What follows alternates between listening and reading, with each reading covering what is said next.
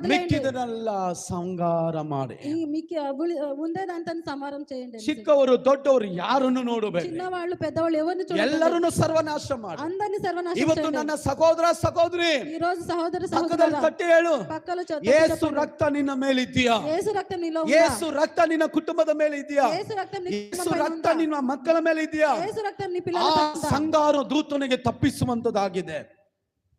ಆ ಸಂಗಾರ ದೂತನಿಗೆ ఆ ತಪ್ಪಿಸುವಂತದಾಗಿದೆ. సంహారం దూతనికి తప్పించేదైంది. ವಾಕ್ಯವನ್ನು ಓದೋದು వాక్యం ಕೇಳೋಣ. చదువుకున్నాం.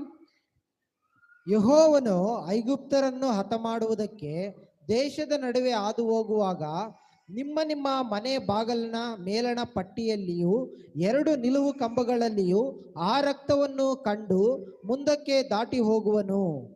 Amen, hallelujah. హల్లెలూయా. ಬೈಬಲ್ ಐತೆ, ಆ ರಕ್ತವನ್ನು ನೋಡಿ. ఆ బైబిల్ చెప్తుంది ఆ రక్తం చూడండి. ನಾನು ನಿಮಗೆಲ್ಲರಿಗೂ ಸವಾಲು ಇಡುತ್ತೇನೆ. నేను మీకు అందరికీ సవాల్ ಯೇಸು చెప్తున్నాను.